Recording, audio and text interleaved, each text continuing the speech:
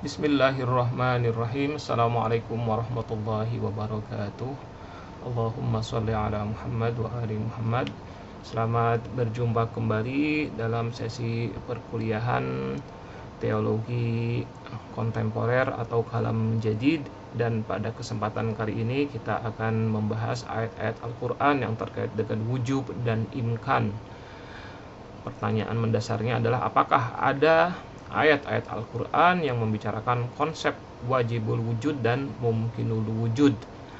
Terkait dengan wajibul wujud dan mumkinul wujud ini sudah kita bahas dalam pertemuan sebelumnya.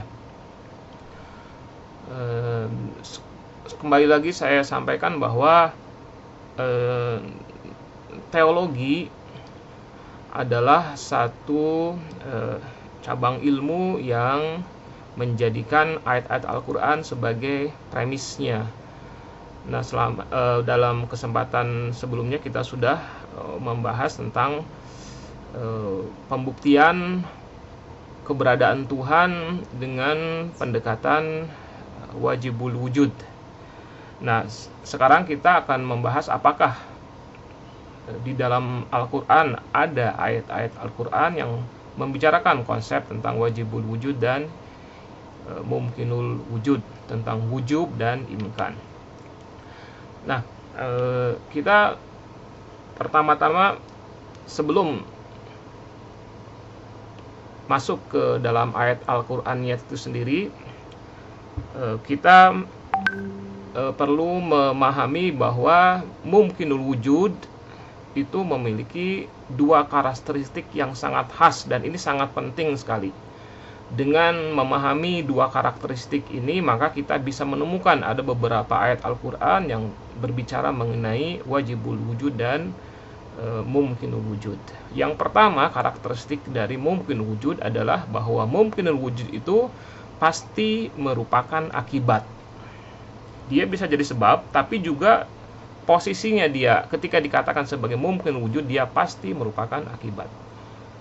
Nah, karena akibatnya itu, karena posisinya sebagai akibat itu, maka mumkinul wujud pasti membutuhkan kepada sebab. Keberadaan mumkin wujud hanya ada ketika sebabnya memang ada. Ketika sebabnya tidak ada, maka mumkinul wujud sebagai akibat tidak akan ada. Jadi yang pertama ya, bahwa mumkin wujud itu pasti membutuhkan kepada sesuatu, yaitu sebab. Kemudian yang karakteristik yang kedua adalah bahwa sebelum mengada, dalam istilahnya disebut maujud. Jadi kalau wujud itu artinya ada, tapi kalau mengada, menjadi ada, itu disebutnya istilahnya adalah maujud. Nah, sebelum menjadi ada atau mengada, posisi mumkin wujud itu tepat berada di tengah-tengah antara ada dan tiada. Antara ada dan tiada. Nah, menjadi ada atau tiadanya mumkinul wujud bergantung kepada faktor luar yang menjadikannya mengada atau menjadi maujud. Ya, ini karakteristik yang kedua ini tolong direnungkan dengan sebaik-baiknya supaya kita bisa melacak nanti di dalam Al-Quran sendiri ayat-ayat yang terkait dengan adanya faktor luar itu seperti apa gitu. Ayat Al-Quran yang berbicara mengenai adanya faktor luar yang membuat sesuatu yang tadinya berada di tengah-tengah antara ada dan tiada kemudian menjadi ada, menjadi maujud. Nah, ayat yang pertama yang akan kita bahas yang terindikasi kuat di dalamnya ternyata ada pembahasan mengenai wajibul wujud dan mumkinul wujud adalah surah Fatir ayat 15 dan 16. Tuhan Maha Kaya, Ghani, dan makhluk serba butuh, fakir. A'udzu billahi minasyaitonir rajim. Ya ayyuhan nasu antumul fuqara'u ilallah wallahu huwal ghaniyyul hamid. Wahai manusia, kalian semua itu serba membutuhkan Allah, dan adapun Allah adalah zat yang maha kaya lagi maha terpuji. Iyyasha yudhibkum wa ya'ti bi khalqin jadid.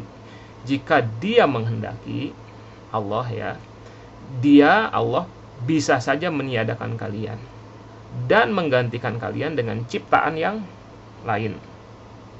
Nah, dari ayat ini kita bisa mengambil tafsir singkat sebagai berikut.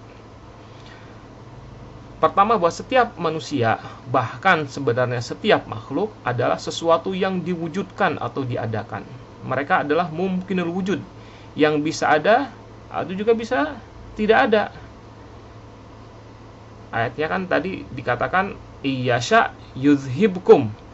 Jika Allah menghendaki, jika Dia menghendaki, maka Dia bisa saja menghilangkan kalian, meniadakan kalian.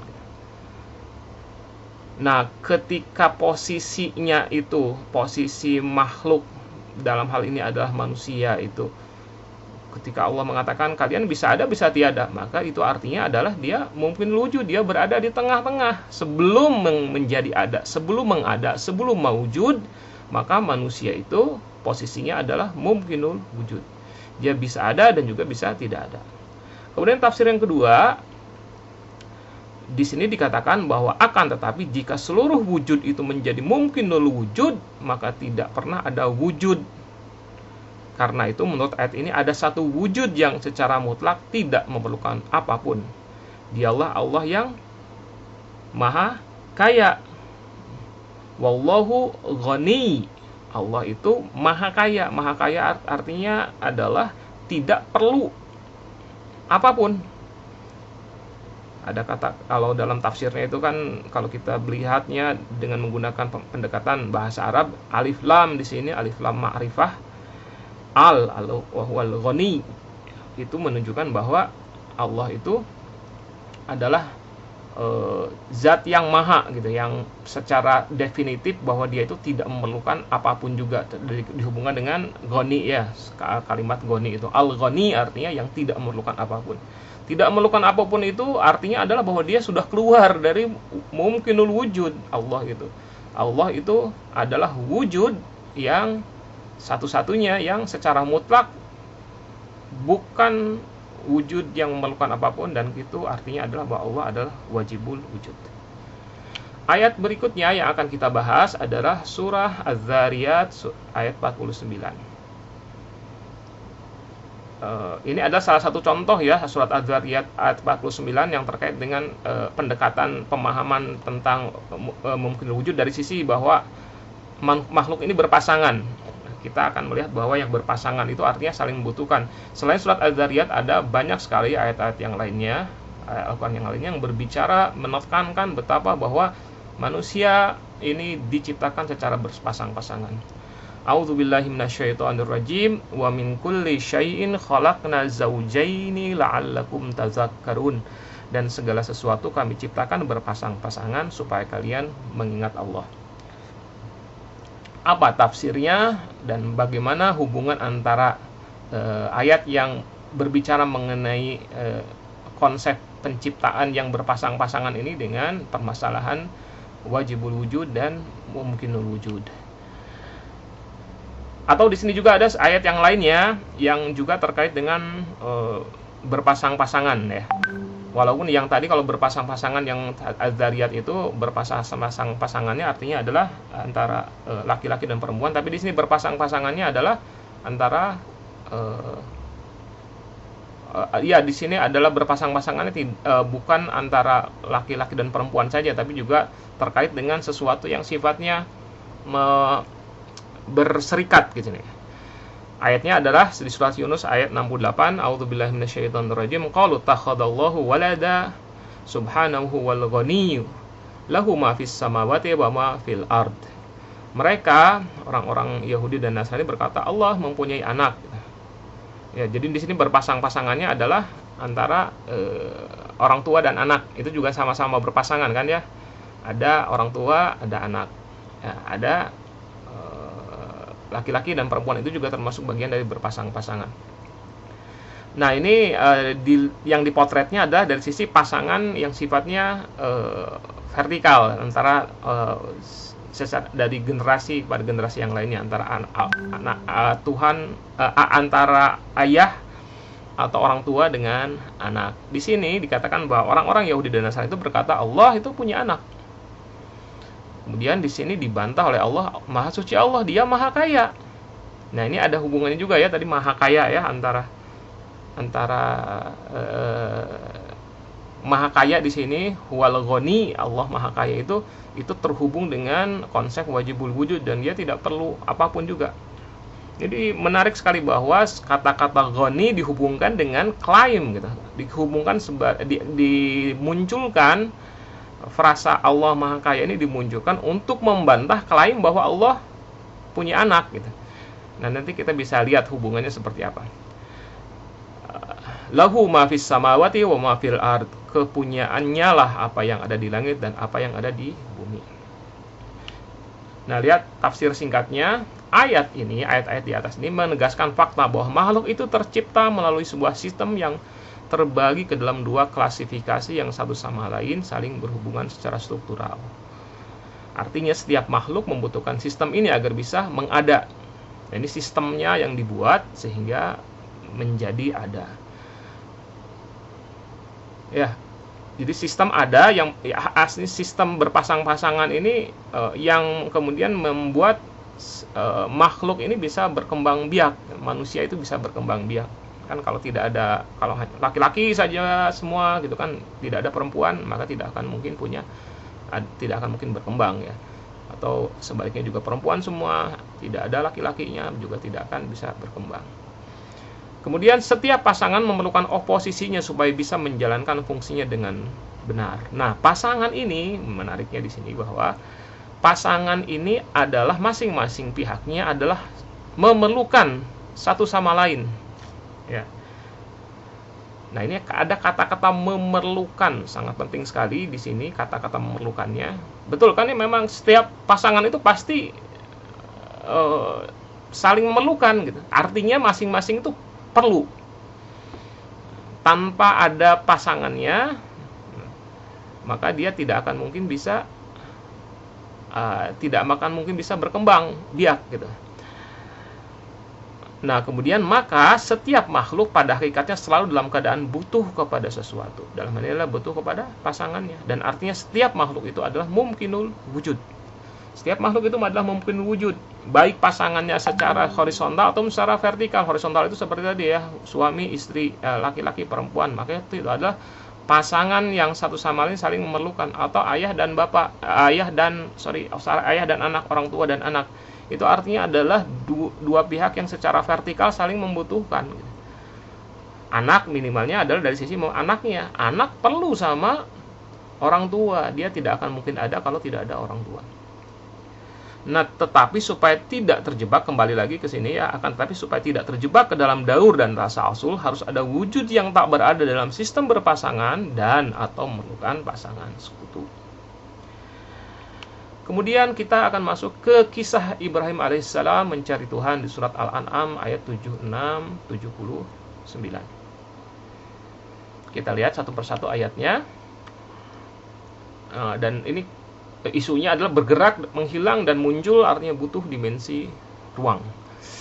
A'udzubillahi minasyaitonir rajim. Falamma janna 'alaihi al-lailu ra'a kaukaba qala hadza rabbi falamma afala qala la uhibbul afilin. Ketika malam telah gelap, Ibrahim melihat bintang, lalu berkata, inilah Tuhanku.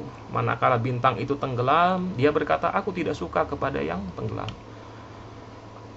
Kemudian falamma ra'al qamara bazighan qala hadza rabbi falamma afala qala la illam yahdini rabbi la'akunanna minal qaumil dhalin. Kemudian manakala Ibrahim melihat bulan terbit, dia berkata, inilah Tuhanku. Tetapi setelah bulan itu terbenam, dia berkata, sesungguhnya kalau saja Tuhanku tidak memberi petunjuk kepadaku, pastilah aku termasuk orang yang sesat.